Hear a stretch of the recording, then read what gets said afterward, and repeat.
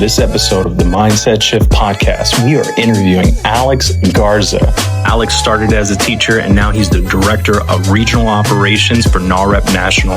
With over 25 years of experience, today he shares with us wisdom learned along the way and how to keep a strong mindset. I know you're an extremely busy man running a national organization, and I know you just got back from a vacation with your family and you took some time out of your busy day to come and share some wisdom with us. So thank you so much for being here, Alex. Well, first of all, Tony, I want to thank you for the invite, because anytime Tony Medina invites you to do something, you do it. You have a strong reputation, not only in Las Vegas, but throughout the United States, of being just a stand-up guy, quality individual, and I'm excited to be here. Oh, I'm excited. I'm excited to learn from you. Oh, stop it. Yeah. You're a humble man, Alex. I appreciate that about you. So for those of you who don't know, tell us a little bit about what is it that you're currently doing? Tell us a little bit about your career overall. So right now I'm the director of regional operations for NAHREP organization. That's the National Association of Hispanic Real Estate Professionals. It's a membership organization with about 58,000 members in our database. Almost 100 chapters across the United States, 6 regions. We pull off, 2 national events, 6 regional events, and hundreds of local events across the United States, from Puerto Rico to California, focused on just a couple of key things, which is 1, homeownership for the Latino community, wealth building for the Latino community, and advocacy and representation for the Latino community. We really believe that the future of the United States, of the U.S. economy, is directly tied to the Latino individual in the United States. And tell us about how long have you been in real estate? Because I know you've worn a lot of different hats over the years. Tell us a little bit about how long you've been in real estate, and before you got to your current position, what did that journey kind of look like? Yeah, it's an interesting journey. And what I love about life is it takes you in different directions. So I've been a real estate agent, broker in Las Vegas for about 25 years now. But that journey has taken me to the mortgage side. It's taken me to the title side. It's taken me overseas for 4 years on the training and consulting side. So, you look back at your career and you think, man, I've accomplished some pretty cool things, but I haven't even scratched the tip of the surface, or the iceberg. And there's a lot left to do, and I'm having a good time doing it. My degree was as a teacher. I was a special education teacher. So I taught special education for 7 years with the Clark County School District, worked for them for 10, and decided that I needed to make a little more money, so went into real estate. I just had this gift for connecting with individuals and making them feel comfortable, and I just very quickly was able to establish myself within the real estate community. What is it that you've seen really is a key component, right? That key component towards the hustle culture, especially since you've seen, like you said, you've seen the real estate side, you've seen the lending side, you've seen the title and escrow side, and now you're on a national level, just kind of seeing it across the board. What is it that you think is extremely important for somebody to keep in mind when they're hustling in real estate? I think that's a great question. And I want to back it up just a little bit, because a lot of people think that the hustle, it's automatic, you're born with it. I don't think that's the case. I think that I was taught it at a very young age. I think like a lot of Latinos in the United States, my parents were here undocumented, and we were very poor, and we didn't have, what everyone else had, but we were chasing it. We were seeking that, and we were looking to establish ourselves, and we were looking to give back to the United States of America and our communities, and just kind of share our culture. And so at a very young age, Tony, my father made us work. And it wasn't just simple work. It was hard, grueling, hour upon hour, and days upon days of work. And I think that taught the hustle. I don't know anything else. I don't know how to sit at home and just relax. And although in Belize, I was relaxing a little bit, but I don't know how to separate vacation even from non-vacation. Because even on vacation, I take work calls and, answer emails and things like that. It's just part of your DNA, because you're taught to work. So if you want to substitute hustle for work, it's probably a very similar thing there. So follow-up question on that. Because we had Juan with us last week, and we were talking about, and I know we talk about this fairly often, the 5 equities of life, right? You have your business, personal, financial, spiritual, mental, physical. How does one, in your opinion, keep a balance? Because if we see that a lot especially in the Latino culture, work hard, you're up, but there is also often an imbalance in our culture with some of those other areas that we don't really realize. So what do you think is important when keeping that balance? Well, first of all, you had Juan Martinez here, who to me is one of the pinnacles of professionalism and success. And I think a lot of people would echo that sentiment, right? He's a very dear friend of mine. I respect him tremendously. I follow him. I view him as someone who I can learn from, right? Like with a lot of people like yourself, I learn from yourself as well too. As far as like balancing and stuff like that, I mean, you could disagree, but I personally think that's a little bit of a myth, okay? I think that there's always going to be a little bit of imbalance in your life, and things cannot always be perfect, right? So there have been times in my career where, you have to work a little bit harder to pay the bills and establish yourself and create a little bit of wealth. There are times in your life, I went through a cancer scare where you're a little bit more focused on health and, taking care of that aspect of your life. Spirituality, I have none, but we're working on it. But to me, the number one driver, the number one thing that I always try to make sure that is never out of balance is family, right? I have a very wise father-in-law. I'm married to an Indian girl from India, and her father-in-law has, over the years kind of expressed to me that when you follow a passion, and he's an educator, he's been a professor at UNLV for 50 years, still teaching, still following his passion, you really don't have to work. And you really, everything else just kind of falls into place. And that's kind of been it with me. My passion is people. My passion is helping people grow, right? I don't always have to be in the limelight. I enjoy it. I enjoy the attention. But for me, my passion has always been, how do I help and promote people? How do I build leaders? How do I get them to succeed? And that passion has always benefited me greatly because I've never wanted for a job. I've never been out of work. I've always been asked to do things and positions created for me because I'm just following a dream. I'm following a passion. Is it the perfect path? Probably not. If I would have been more educated, it would have been a lot easier. But I'm doing what I love to do, and everything just kind of balances out. Always. That's a really great point. Well said.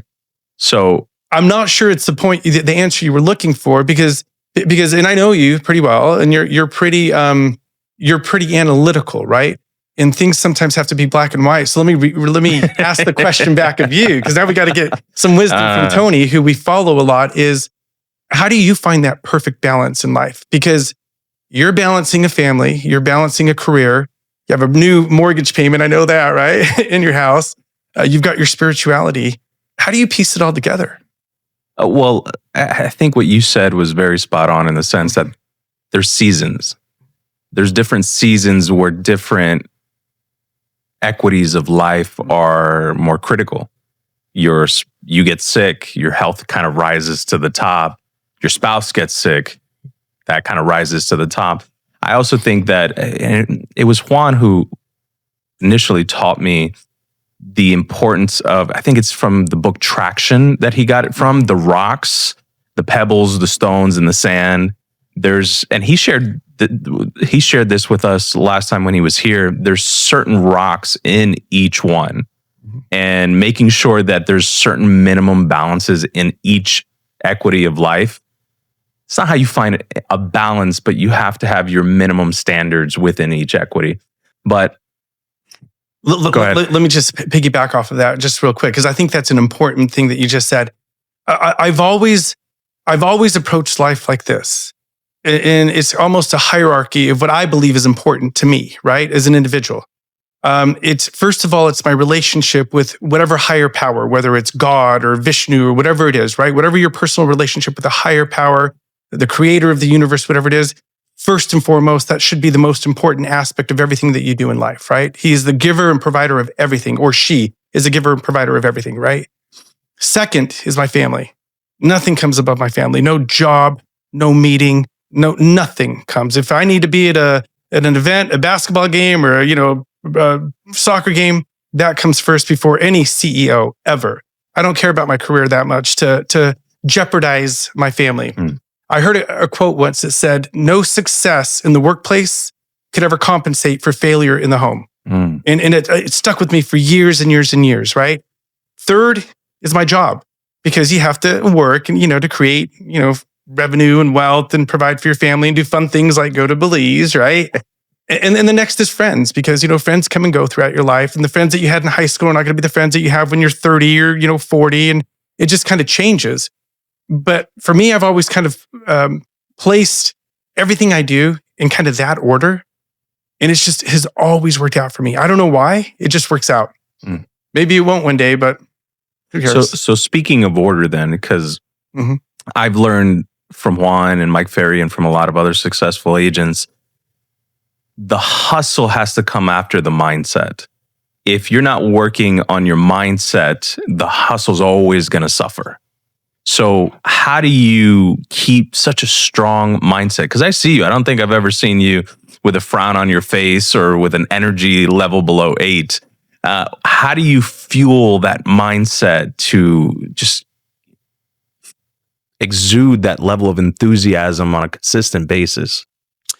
You know what? It's interesting that you brought up Mike Ferry, because I think I heard him say once. Well, I know I heard him say once at an event that you're an actor, and when it's showtime, it's showtime. I would say that there have been moments where we work out of the same office. There have been moments where, especially when I was going through cancer, where I was on chemo and radiation, and that brings depression, severe depression, and you just don't feel it, right? But I have always thought that it doesn't matter what's going on in your life. The moment you walk through those doors, you're on stage. And Michael Jordan used to say that he would play hurt because there was a kid in the stand that came to, pay to see him play. It's the same thing that we do every day, Tony, is someone is paying us, I guess, to play or to, represent or whatever it is. And we have a responsibility, right? So yeah, there have been times that you've seen me that I've actually been depressed and life has been really bad, but you're never going to know that. I don't think it's your right to know that, first of all, right? I don't think that it's my right to burden you with what my problems are. And I just figure it out, And I think that if you do that consistently, if you're always up here, if you walk through the door at showtime, eventually it becomes a habit, just like everything else. You're just creating habit. That's it. Showtime. Yeah. And I think that what you were saying a little bit earlier about, the work has to, the mindset has to come before the hustle, 100% spot on, right? You got to work on this every day, all day. I know I'm talking a lot here, but I'm going to talk a lot, and you're going to edit this stuff out. The mindset and the hustle, I think it's an important concept here. My son is 20. The most important thing in my life. He's my namesake. He's my only boy. He's 20 years old, and he's trying to figure out what to do, right? And I was having a conversation with him the other day about mindset, right? Because he's at a point in life where he tells himself, I'm not good at this. I'm not good at that. I'm not a good student. This isn't, the direction I should be taking my life because it's not for me. And I think that's the wrong mindset to have, right? And I tell him, if you take a class and it's not for you, show up every day anyways. You have to be present. You have to give your 100%. You have to go all out. And even at the end of the semester, you get a B or a C, it's okay. As long as you know that while you were present, you did 100% and you gave 100%. That's all that matters. You don't have to like it, but you got to be present in whatever it is. Because at the end of the semester, you could take something away. May not be your cup of tea, but you're going to take something away. And that's the mindset you have to have, right? You're going to do things that you don't like in life, right? You're going to have situations or people that you don't like in life. But if you're present in their life, and while you're with them, A, it could change their life. And B, I guarantee you it's going to change yours because it's going to make you a better person. And that's whether you're talking to somebody, that's whether you're engaged in a class or whatever it is, you've got to be present always. I agree 100%. And to double click on something you just said, Mhm. when you were talking about your son and that it's that self-talk that what is it that Yeah. you're saying to yourself Mhm. on a daily basis? And what Mike Ferry taught me was we have to reprogram what we're saying to ourselves. I saw this guy up on stage and last week does over 300 transactions a year. And every morning, and I love this, every morning he has these affirmations that he chants on the way to work with his daughter. And his daughter's like 6 years old and she's already memorized them. So, I mean, do you have, because I've heard you chant affirmations a whole lot.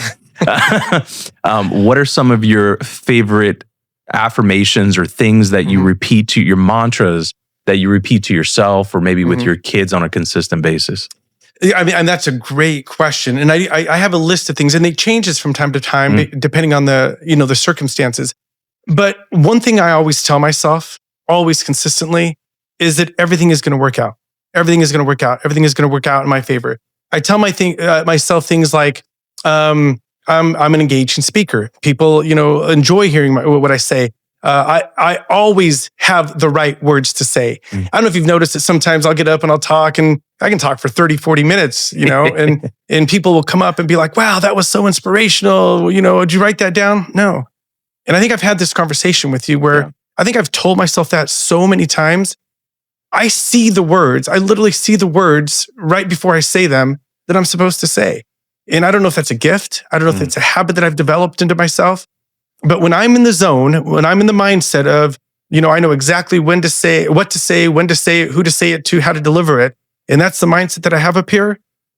I'm on my A game, and I know that I can deliver any presentation, any training, any inspirational speech, and that people will follow it and will connect with it because it's what I do, And I mean, what else do I say to myself? There's so many things, Well, what other practices have you found really helpful in your life that help you keep a strong mindset? Exercise. Exercise. Exercise.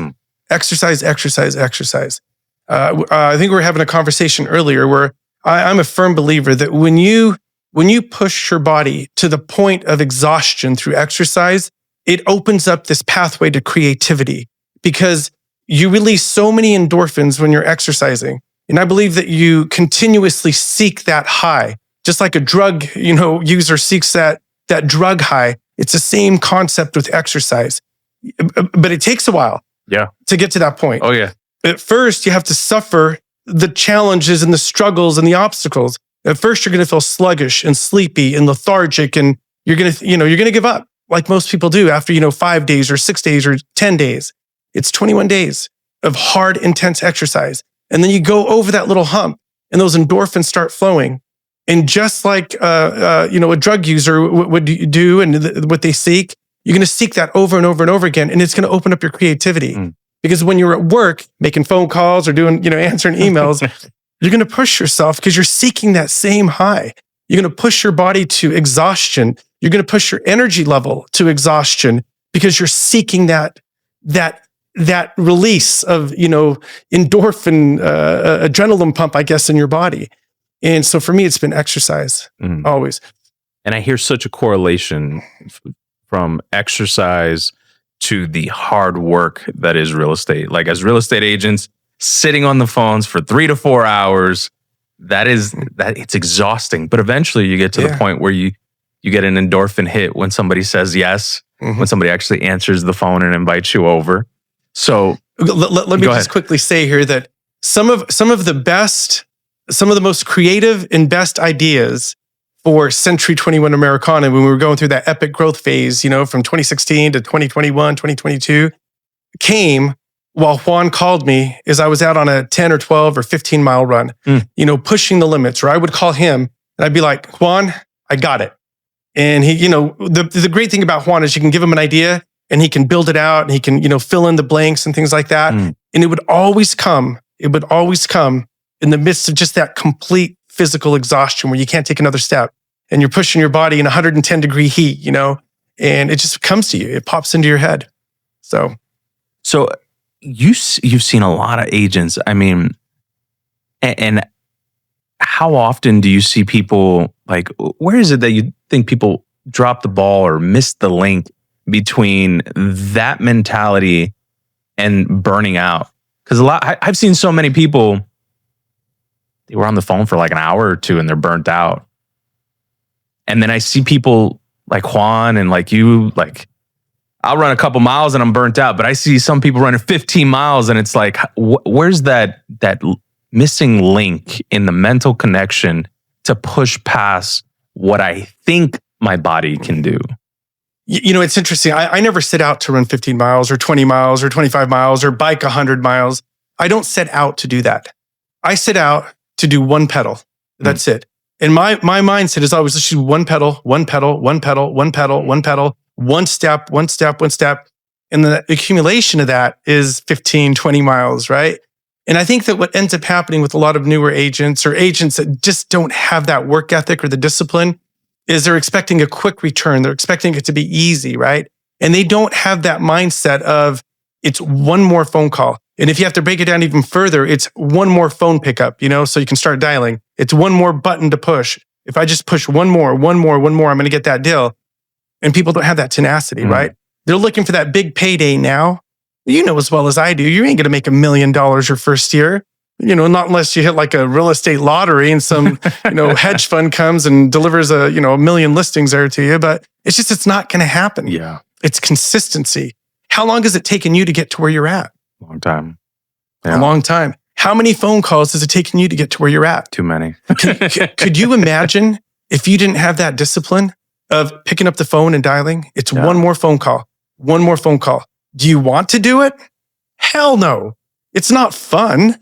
You know, maybe you think, Juan thinks it's fun. He's a little psychotic there, you know, that way. But it's not fun, you know, but you know it has to be done. Yeah. It's the same concept with exercise. It's the same concept with hustle. Everybody wants to hustle till it becomes time, you know, till it's time to hustle. And then they quickly burn out because they don't have that mindset of consistency and discipline in their head. I will mention that, again, this is a learned behavior taught from my parents, taught from the age of 3 or 4, working, you know, even at the age of 3 or 4, picking up rocks and raking not gardens. We lived in the desert. So it was raking sagebrush, you know, for hours and hours and hours. Needless work, but it was work, right? And it just taught me that it's just one more rock to put in the pile, one more rock to put in the pile, one more rock to put in the pile. Boring, repetitive, but productive. Because by the end of the summer, you had a yard that was rock free, right? Little by little by little, you build. So, question for you then, because we've both seen agents that hustle and work hard and have 2 completely different outcomes. We all know there's one agent that comes in and always looks flustered, is always there, has a stack of paperwork that they're always carrying with them and sells maybe 10 to 12 homes a year and they're always there. And then you have this other agent that's selling 100, 200, 300, and he's cool, calm, and collective. What do you think is the difference, the major difference between those 2 types of agents? I think they've learned to delegate, honestly. I think, Tony, I think you know this as well as I do, that people are control freaks sometimes, and people refuse to let go because you want it done exactly how you want it done, right?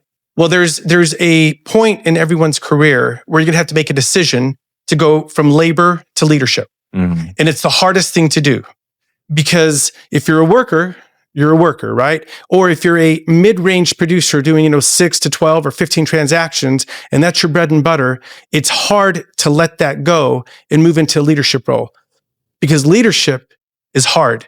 Leadership isn't just about, a title of saying I'm the CEO of the company now. Leadership is about responsibility. It's about developing other people. And that is hard to do. And so you've got to learn that game a little bit and become familiar with it and comfortable with it and be willing to delegate a little bit, be willing to allow other people to make mistakes as they grow, because a leader teaches and empowers and supports and, you know, allows people to grow versus you're doing it wrong, you're fired, stuff like that. So I think it's just the point where it's labor to leadership, and that's it. And that is a growth factor. It's a growth factor right there. We want to grow, right? It's a growth factor. Yeah. Amen. So on that journey towards making that mental shift from hustle to delegation, or from sales to delegation, what has helped you like with that transition, with that shift? You know, for me, I was a school teacher, so I learned the process of I learned how to learn. I learned how to teach people how to learn. So that was very important. I had a thought here that I was going to share, and you know how sometimes you have the thought and you say something else, and it goes right by you. But I think for me, it's just been the ability to be patient and help people learn. Repeat that question if you don't mind. What has helped you make that transition from that hustle, that engagement, regardless of whatever it is you're doing, whether you're in sales and real estate, escrow, lending, you know, there's a certain working in the business versus on the business. What has helped you with that shift, that transition from kind of taking a step back and now beginning to delegate and grow an empire? You know, it's a great question. I feel that most people have the skills and the strategies within them to be able to move into a leadership role. I do. It's just my personal belief, right? They're at different levels. Some need to work on them just a little bit more, but I think that they're within people, right? What I feel that most people don't do is utilize the skill sets that they have, that they've been blessed with, right? And I think that's the difference that sets people apart. You were talking about people doing 100, 200, 300 transactions. It's because they've really, they've got the confidence, right? Through repetition and through practice and through attempts, they've developed a strong skill set, and now they're ready to shift over to the other side, right? And I think most people have it inside them, but most people are scared of success. I really do believe that, you know, and I think that most people are unwilling to succeed at too high of a level because they're scared of the responsibility, they're scared of the pressure, they're scared of, you know, a lot of different things, but they're scared. Yeah. A lot of people are scared. So I'm glad you brought that up, because that leads me to my next question. In your opinion, we know that success means different things to many different people. So in your opinion, what does success mean to you? I think success to me, Tony, is just, it's creating wealth and affluence for my family. That's it. We do what we do to support our families and create for our families, and that's it. You know, to me, success is being able to spend time with my family. End of story. If I could do that every day, all day, I would do it. I can't pay the bills that way. All right.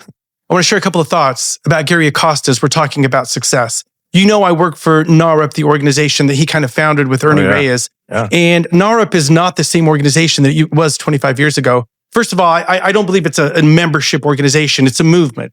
You know, we are creating leaders that are advocating for the Latino community. And we have a membership database of 58,000 and growing. And that, my friend, when you have that many leaders united in one active voice, that's a powerful force right there. But Gary has been doing this series of podcast episodes called The Latino Brand. And if you get the opportunity, I want you to take a look, maybe promote it a little bit on your podcast, because he's covered a variety of different topics. And some of those topics have been, you know, advocacy for the Latino community, the importance of leadership, the importance of wealth creation. But his latest one, and I think one of his most impactful, he asked an important question, and I want to get it out here on your podcast, is what did you do during the war? And he's talking about the war on DEI, the war against Latinos that are happening right now. And I know that there's a lot of people that are saying, well, this really doesn't impact me. It doesn't affect me. But if you stop and think about the economic well-being of the United States of America, it is directly tied to the Latino community, to the Latino population. And right now we are being singled out and we are being targeted. And I don't care what party you're with. Him and I are different parties. We do not agree on everything, trust me.